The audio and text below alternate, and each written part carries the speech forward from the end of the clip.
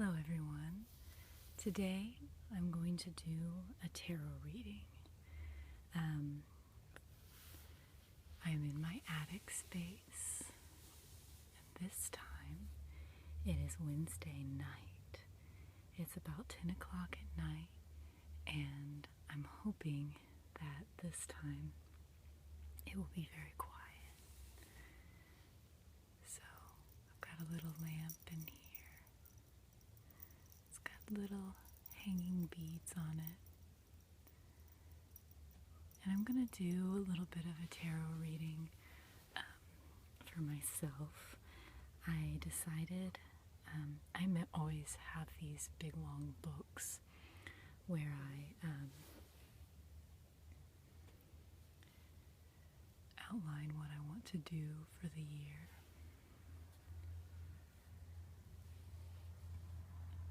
And I decided that March was going to be a month that I figured out who my animal spirit guide was. And I guess I should start by saying I don't really believe in things like animal spirit guides, or astrology, or tarot card readings, or anything like that. I am strictly a science girl, and I'm an atheist. So, like I said, I'm a science girl, and I am definitely an atheist. But these kinds of things are really fun to do.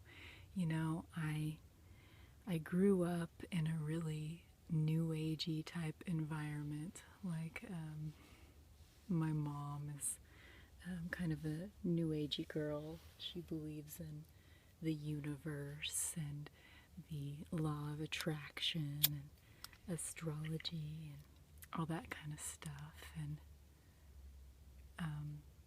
it's just kind of fun. And I've been thinking about having an animal spirit guide for a while now. Well, looks like I'm gonna need a new tea light for this. Let's see if I can find one close by. I'm gonna have to go to my little suitcase that's on the other side of the room. So talk amongst yourselves.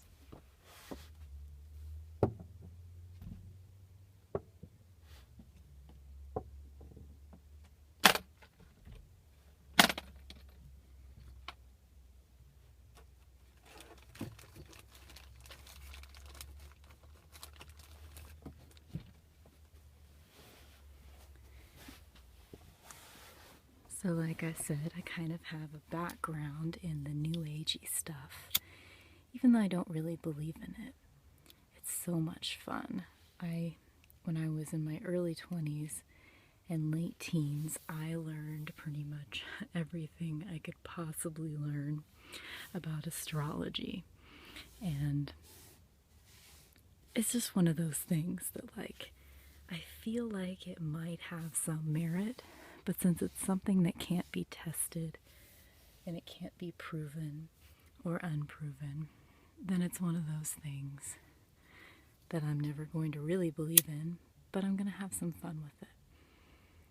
So I've done a few cheesy things so far in my quest to find my animal spirit guide.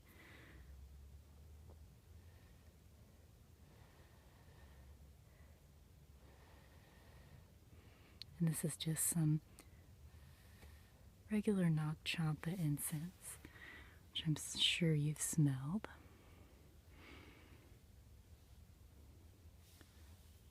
To make this so it's a pretty presentation for you. Still don't have a tripod, so I'm doing my pile of crates on top of a little table that's in my attic.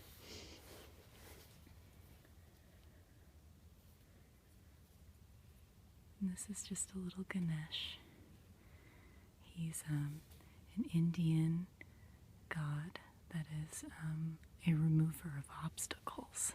So he'll be a fun guy to sit in here. And this I just got the other day, this cute little bunny. I love it. So what I've done so far is a few cheesy online quizzes of what is your animal spirit guide. And most of them have had very similar results. Most of them had said either crow, eagle, or owl. So that's kind of cool that I'm getting similar results. So maybe I'm supposed to be some kind of bird. Okay, just trying to get my parameters here so I know how much room I have. Okay. The tarot deck I'm going to be using is this H.R. Giger tarot. And it's a little bit scary, but the reason I chose it is because it is the only tarot deck I have, and I actually have several, that is all together in one box with the book and everything, because I don't have everything memorized. I don't know what all the cards mean just offhand.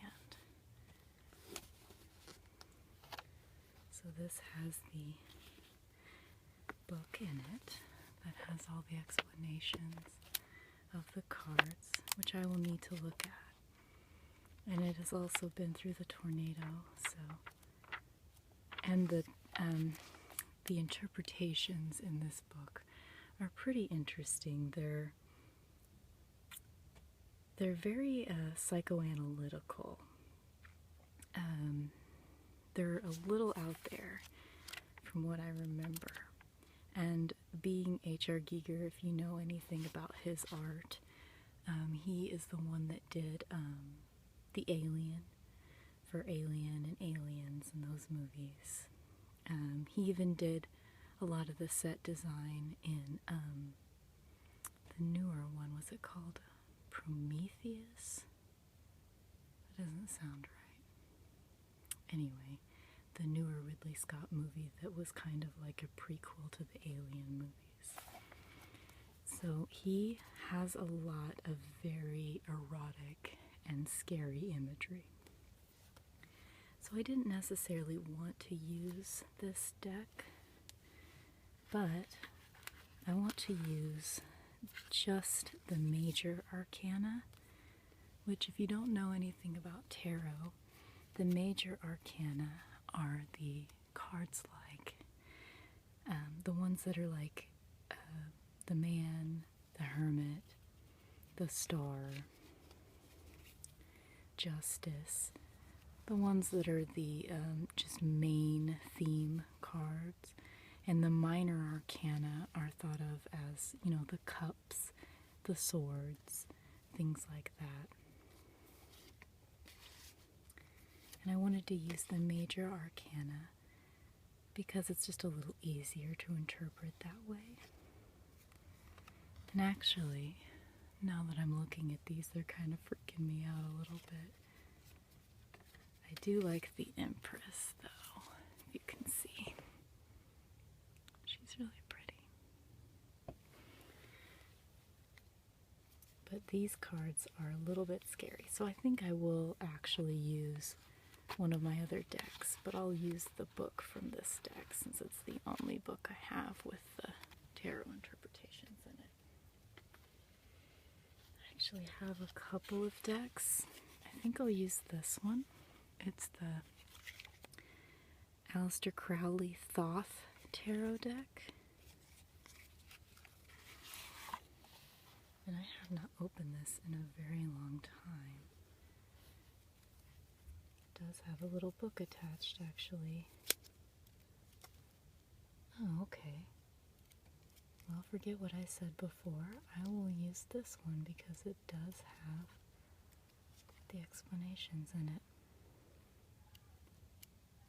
So that's really cool. I'll go ahead, though, and go through the deck. I'm going to take away the minor arcana. So like this Ace of Cups, Ace of Swords, Ace of Wands, Ace of Discs. Seems like these are in some kind of order, actually.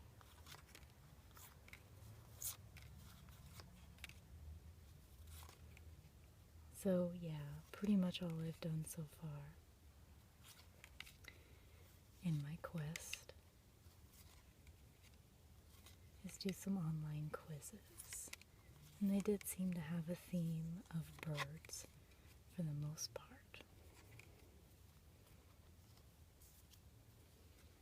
Okay, strife is one of the major.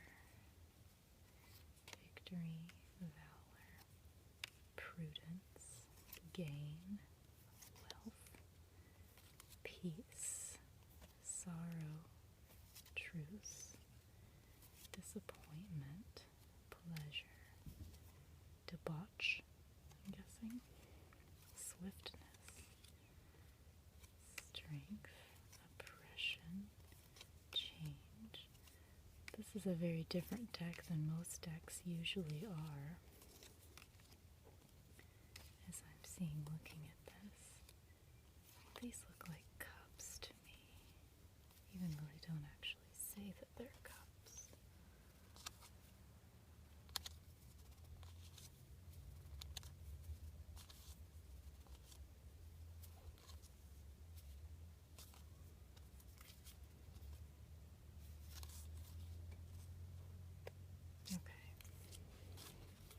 They might be in order. I had a friend that went through my tarot cards in the last year or so.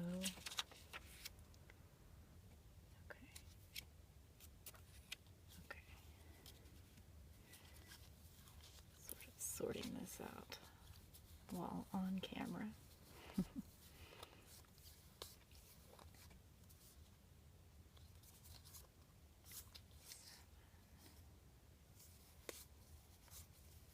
Okay. So these are the major arcana right here. Okay. So these are the ones that I won't need. And I also, once a drunken night, I asked my friends if I were an animal, what would they think that I was? And after much contemplation, they all decided that I was a crow.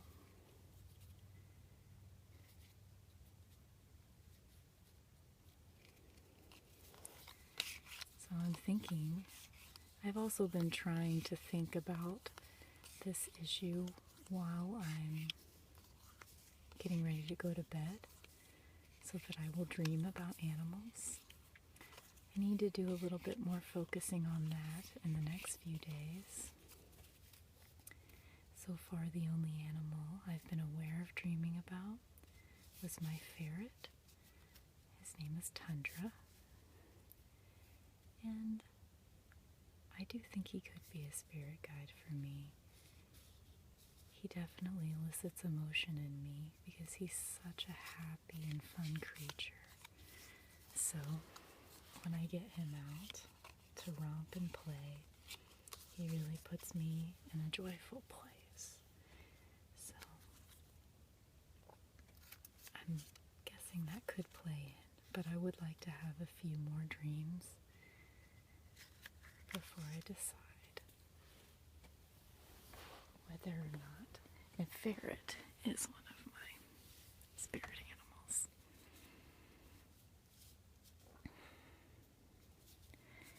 So, if you've never done a tarot reading before, typically in the beginning, you're supposed to shuffle the cards in whatever way you wish to shuffle them, as you're thinking about whatever you want to get out of the reading.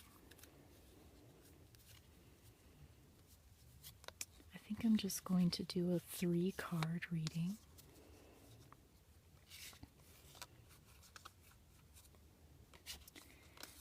And I haven't decided what I want my 3 cards to mean. I think I'll have the middle card be the animal itself. means to me. Maybe I'll do like a past card, a present card, and a future card. So if I do that, I can choose where the animal has led me before, where it needs me to be right now, and where it's going to take me in the future. So perhaps I'll do that. And then what I'm hoping is something in the interpretation of the cards will kind of give me an idea of what kind of animal. I didn't look closely at the cards beforehand, so I'm not sure if there's actual animals drawn on any of the cards. But even if there's not, the cards are associated with certain elements sometimes. So if I get an air card, that could be a little bit more supportive to my crow/owl as a possible animal. So let's go ahead and get started. The reason that I got to the point where I decided I wanted to think about an animal spirit guide is because I have several tattoos of animals. I have a deer tattoo, and I have a unicorn tattoo, and I also have some birds.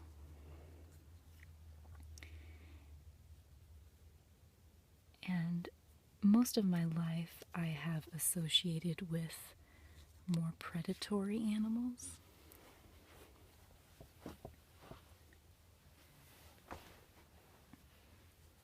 And I just sort of decided this year I want to start taking a little bit more control of my life. And I would like to find a predatory animal that I associate with. At first I was really focusing on and really wanting it to be like a wolf. I really like wolves. And I still may get a tattoo of a wolf because I like what dogs represent. They're loyal, they're kind, all of those things. And I am my Chinese astrology. I'm Year of the Dog. But I really do, just symbolism-wise, I want to associate myself with a predatory animal, with a more take-charge animal. So I'm hoping to find that. So let's start with the present card. And I'm not going to do any reverse readings. Sometimes people do reverse readings. And then the past. And then the present.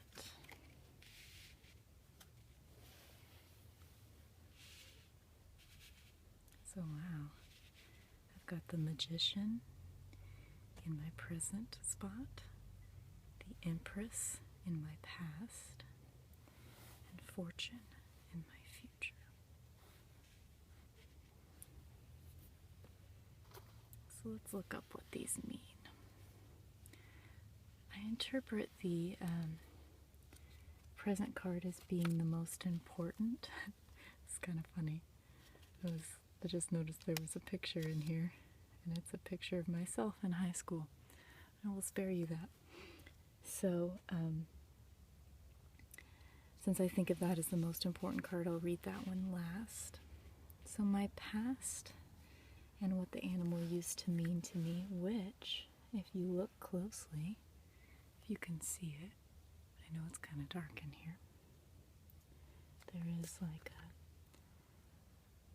swan, and there's also some like griffins on a little crest here, and there's a bird up in this right corner and a bird up in the left corner. And there's little hatchlings right here.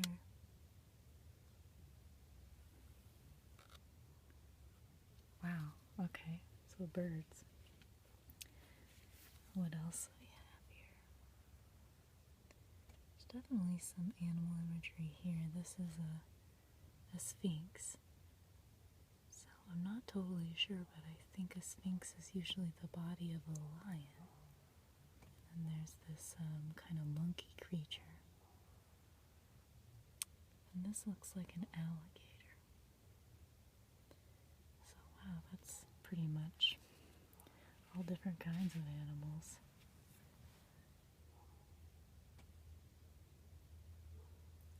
Let's see, well, okay, this one kind of has a strange monkey type creature right here too. I can't really tell what it is. But it has like a monkey type tail. And I guess these are snakes up here. I loathe monkeys, so I might just pretend that I didn't see that. Okay. The Empress, associated with Venus. The Empress is seated in the traditional posture symbolizing alchemical salt. This is woman in her all-embracing receptivity, incarnate womanhood, holding the lotus, wearing the belt of the zodiac, surrounded by her Venus birds, the pelican of self-surrender, and the heraldic white eagle of salt.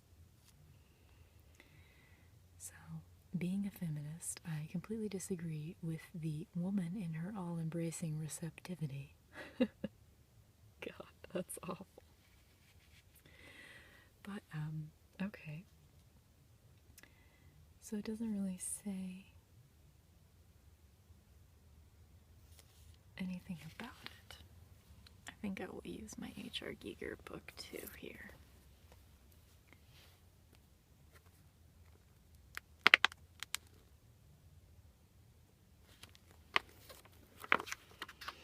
So this is card 3, so if it's the same in here, which it is, and the Empress is actually that pretty card that I liked in that deck. So let's see.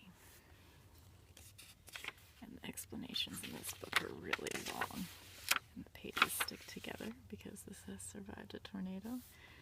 Okay, so I'm just going to read this italic portion. The card shows that you are in a phase in which you are able to release abundant amounts of energy. In the power of the mother, the inexhaustible force of nature that always brings forth new life, you develop your creative ability to absorb impulses and always allow something new evolve from them. She supports the living, nurturing side of the feminine self. This may also refer to a change of direction. Seek contact with your inner goddess as you merge yourself with her energies. Then you will be able to achieve your most ambitious plans, for the Empress enhances your ability to turn ideas into reality and create something new.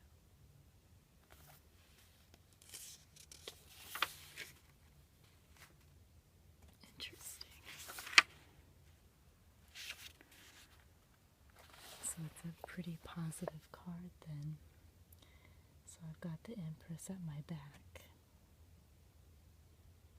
I think I'm going to go more linearly.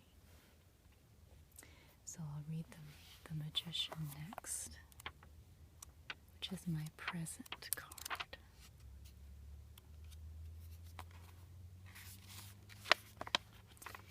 Instead of one idea, you have hundreds of them that you would like to achieve all at the same time. That's actually true. This is not because of any profound exchange of thought. This is not because of any profound exchange of thought that is taking place. It is simply the result of your joie de vivre. I don't know how to joie de vivre. I don't know how to say that. You can become quite emotional very quickly, and your desire and objectives gives you an instinctive ability to get down to the nub of the matter. You live according to the motto, if you want something done, do it yourself. You are convinced that you have the ability to lead other people because you find it easy to motivate them. In every area, you are a victorious Amazon who, by means of her external will, uses her inner strength wherever it can develop in a successful manner.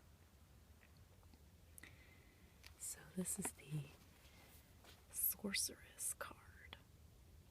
Personification of activity, self-realization, and striving for power. So I'm not really that ambitious of a person, but I suppose this kind of personifies what I would like to become. I would like to become more of a self-driven person. So that's pretty cool. Let's see what this one has to say just in case. The Magician. Mercury, the messenger of God, juggles with the four symbols of the elements. Oh, okay. That's what he's doing there. The Papyrus. I don't see which one that is.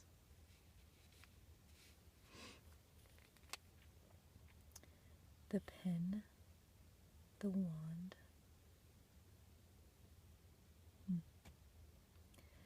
He represents the creative force in action. In Egyptian tradition, his attendant and shadow is the cynocephalous ape. So yeah, that was a monkey.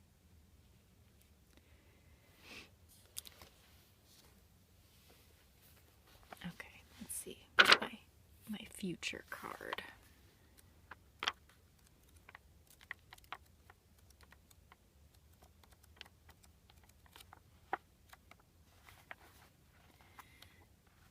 Usually called the Wheel of Fortune, but in this deck it's just called Fortune.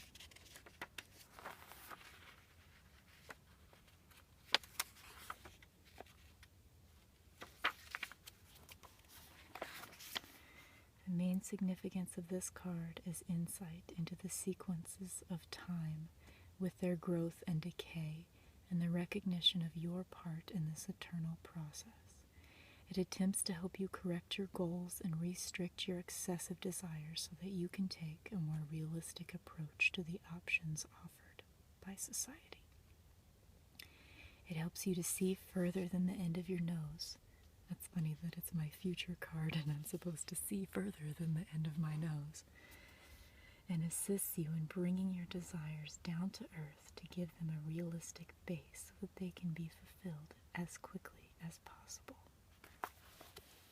So that's interesting. It's more of an earth card, which I am an air sign, so I like to think about that sometimes, that I like to gravitate towards more earthly things because I feel like that pulls me down in a good way. It grounds me, is what I mean to say. So let's see how it's described in this other book.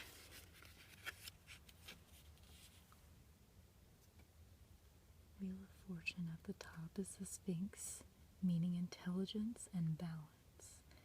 On the left is Hermanubis the ape, who is unstable, brilliant reason.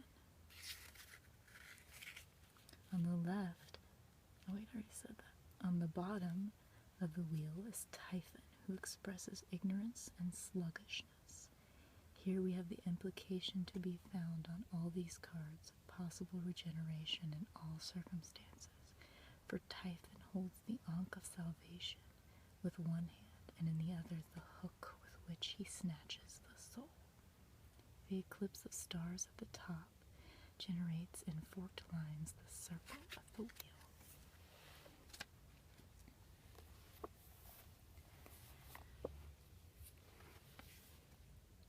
Man, 2 monkeys in these cards, but I really you take that seriously, so I'm not going to. Your inner aim, with which this card corresponds, is not only the manifested reality of your external goals, but is also a symbol of deeper recognition and a spiritual destination for your journey to yourself. Since this also conceals within itself the way to extend yourself and bring your desires into harmony with your inner will, you strive for a higher perception that is a law unto itself. You study the correlations and laws so you can also apply the collective knowledge of humanity in relation to your own goals. When you feel the spirit within you, you no longer need any external circumstances to support you. Instead, you can externally change whatever you discover to be the result of your inner dreams in the outside world.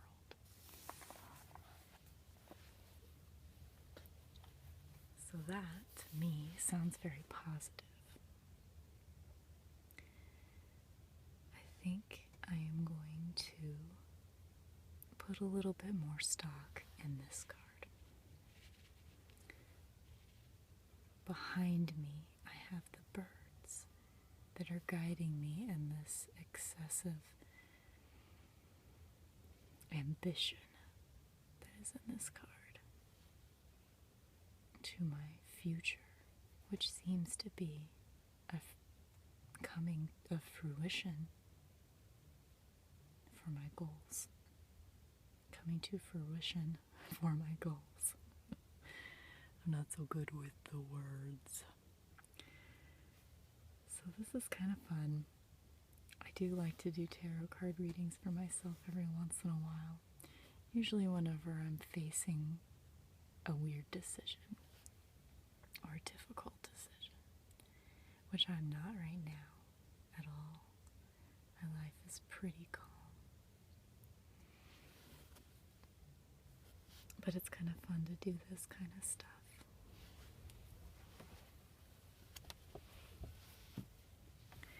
A little bit of a longer video tonight. I hope you enjoyed it. I'm just going to blow the candles out.